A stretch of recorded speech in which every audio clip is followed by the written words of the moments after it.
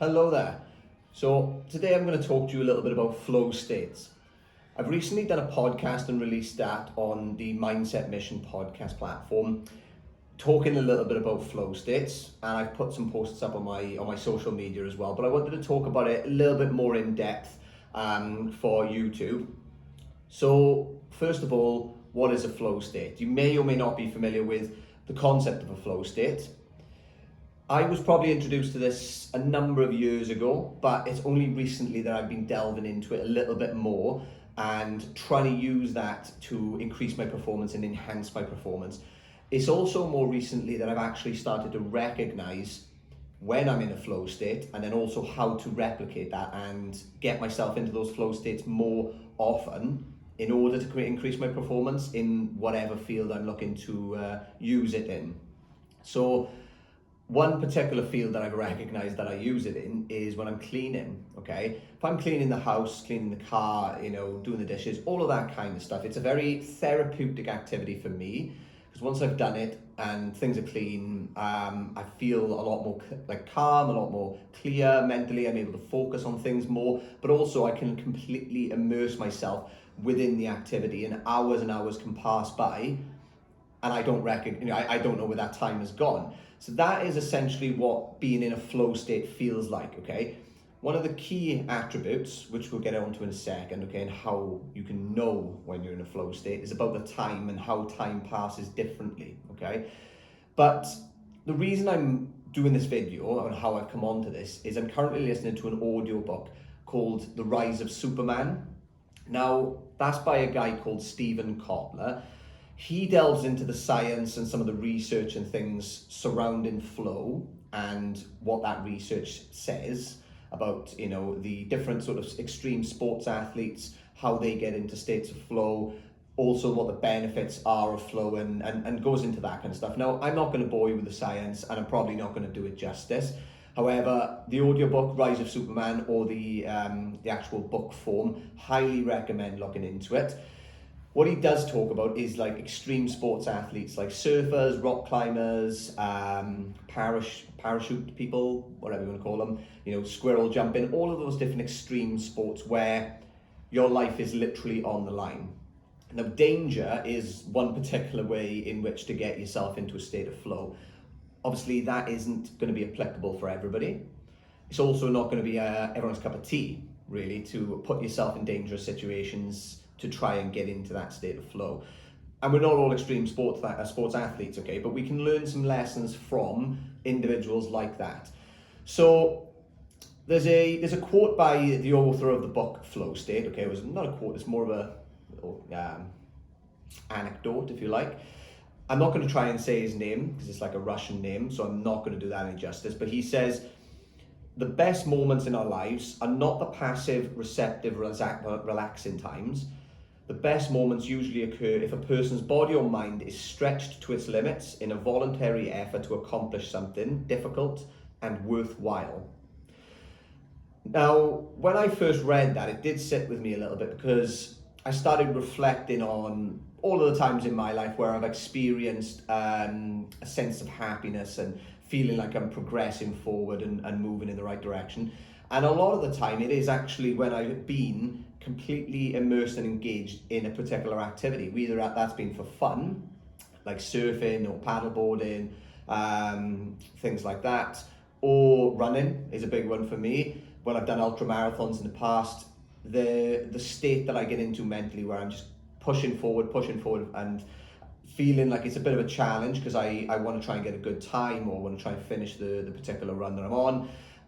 I do feel as though I'm stretching my limitations there, feel like I'm in a sense of a state of flow, and those are some incredible moments, and especially afterwards as well, when you achieve something which has been quite a challenge for you, okay? So now, first of all, how will you know when you're in a state of flow, okay? One of them, like I mentioned, is about time passing differently. So you might have heard the expression, the time's just run away with me today, or time passes when you're having fun, okay? So that's the big one. When you're having fun, you are usually engaged in a particular activity, you're immersed in whatever it is that you're doing, So your concept of time actually changes, okay? Now, they do delve into this in the Rise of Superman book, and from what I understand, there's a particular part of the brain which perceives time that is actually shut off or isn't utilized as much when we're in a state of flow, whereas other parts of the brain light up in order to help us to perceive data and chew through a little bit more data at a quicker rate. So essentially, you're processing data at a quicker rate, but you're also more likely to, you actually do process that data to a better quality, a better standard. So he gives an example of somebody who was parachuting out, base jumping, and the parachute got stuck on the rocks, okay, and he was just getting dragged down the surface of these rocks. And I think there was an issue with the chute beforehand, so it didn't really open. Now that could have been, or should have been, essentially a fatal accident.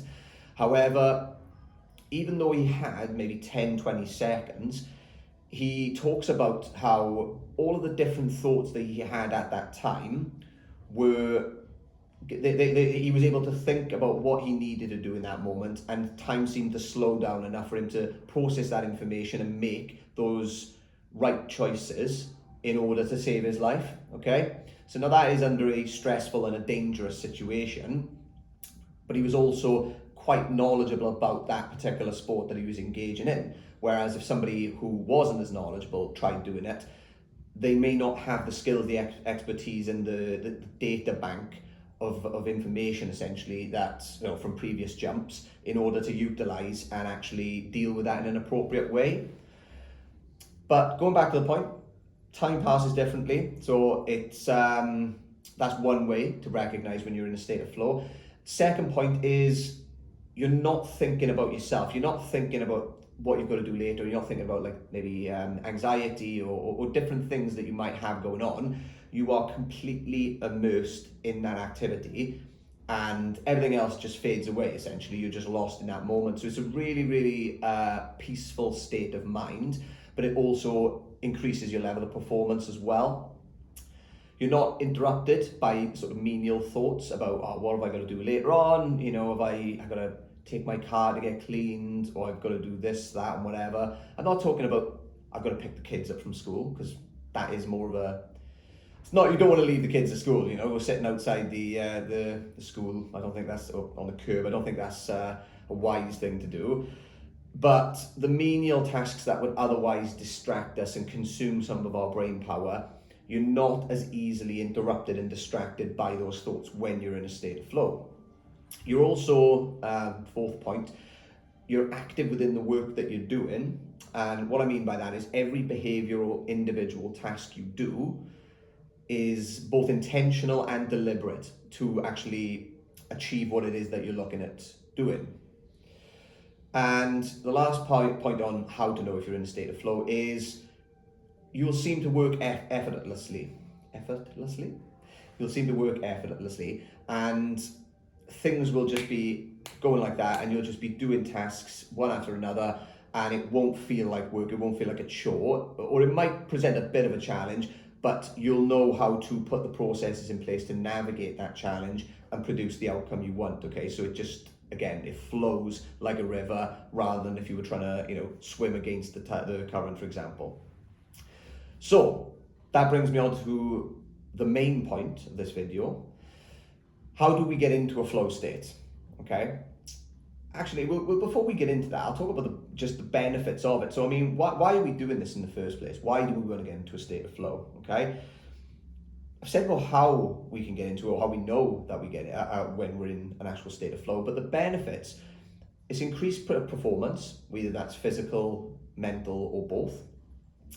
Our perception of time changes. So essentially, there's going to be a sense of calm, sense of peace, and you know you're all probably going to be getting lost in the tasks that you're doing. And if you're getting lost in the tasks, then that means you're completely focused. You're not procrastinating.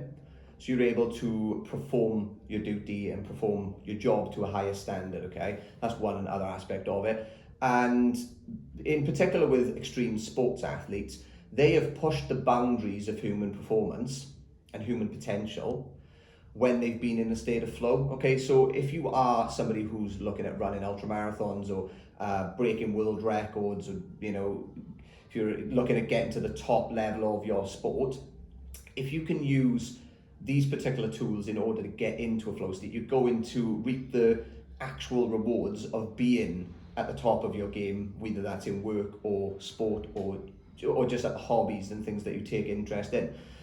But how do we get into one? Okay, so first point that I'll make on that is there has to be a balance between skill set and challenge. Okay, so for example, if you are skilled at creating music, okay, so you understand the concept of music, how to read the notes, how to play the musical instrument that you're playing, but you don't know how necessarily to string together an entire song and play that, okay? Now, you've got a basic skill and you know how to read the music and stuff, but you need to put it all together and put it into an actual finished product, a finished song.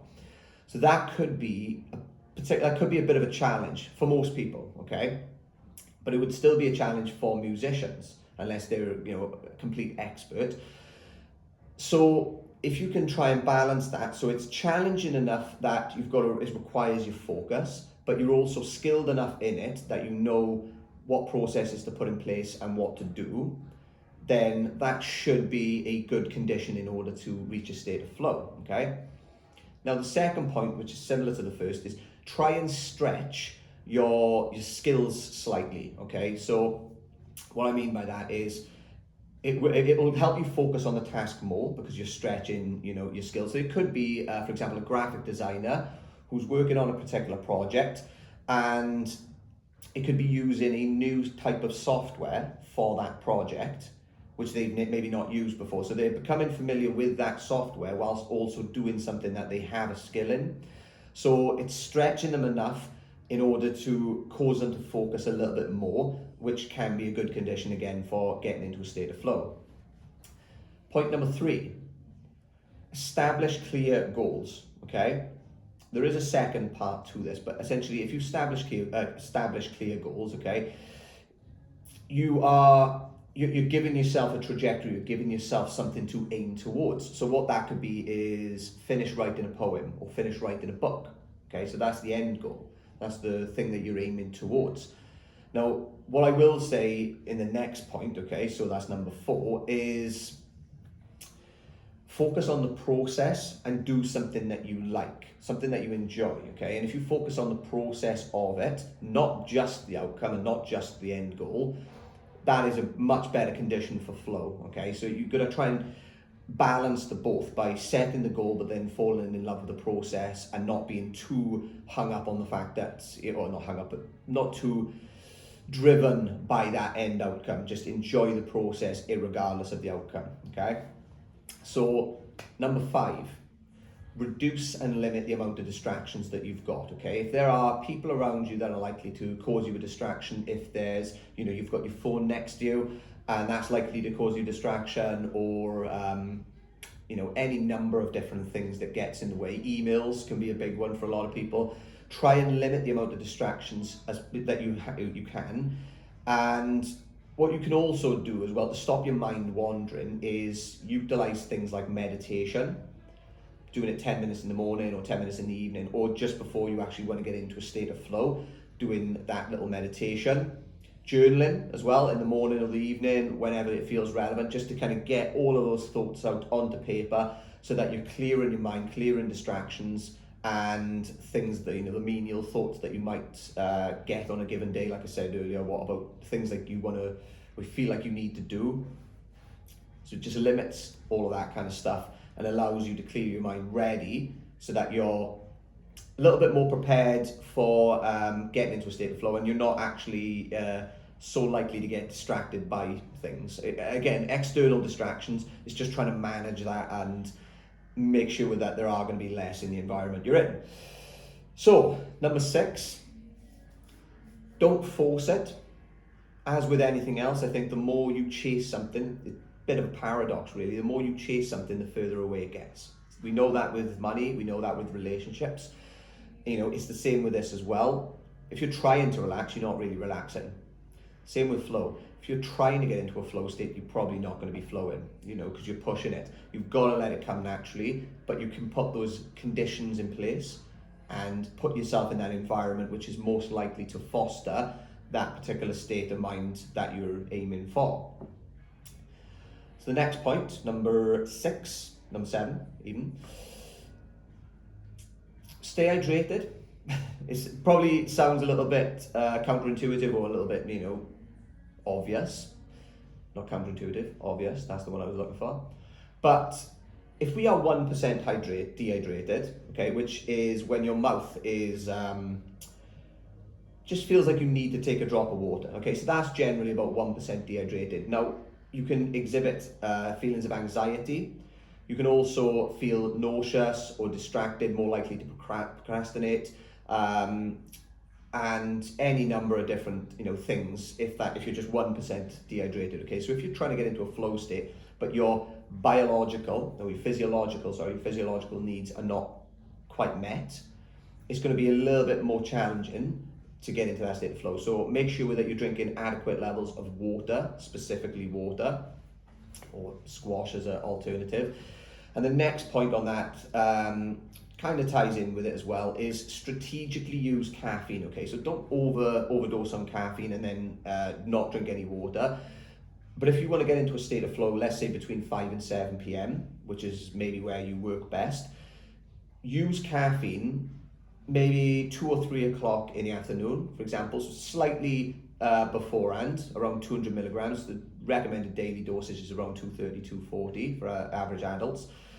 Around 2 cups of coffee, so over 200 milligrams, they say can actually help you to laser focus in on what it is that you're doing, and again, limit the amount of distractions and things going on. So you can strategically use caffeine. If you don't drink caffeine, then don't worry. Personally, I find having a small amount of caffeine is good for me. If I have too much, it just causes me to feel a little bit anxious and distracts me more than motivates me and gives me that sort of laser focus that I'm looking for. Okay, so that was number 9. Number 8? Yeah, number 9 that was, sorry. Got it all mixed up here. But next one is listen to the right type of music. So when I'm cleaning the house, I listen to psytrance, okay, which is a very like a high BPM, high beat per minute type of trance, and I find that gets me into a flow state very, very quickly, okay, and it keeps me in there as well, and that's because it's quite monotonous and repetitive, okay, and techno music is very similar as well. It's quite monotonous, quite repetitive. It all flows into one another, each song. So when you're listening to that can potentially just zone you out, limit the amount of external data that you're trying to process at that point. So people talking around you, for example, things like that. It limits that and allows you to just focus in on what you're doing and stick to that, okay? And the last point, this is number 10, is create a mental cue, okay?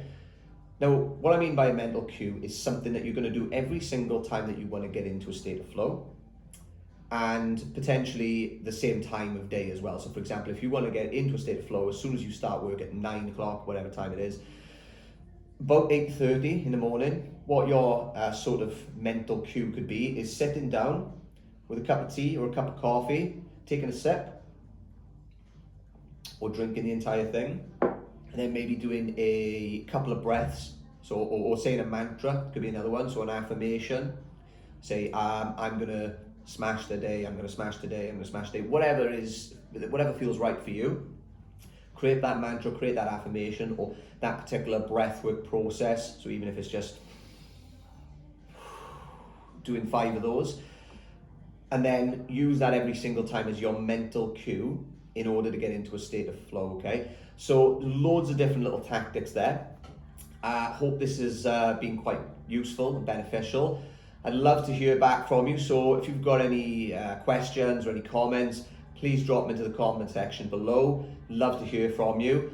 I'm going to be doing some more on this at a later date, but I'm going to be covering a variety of different topics in all of these videos going forward.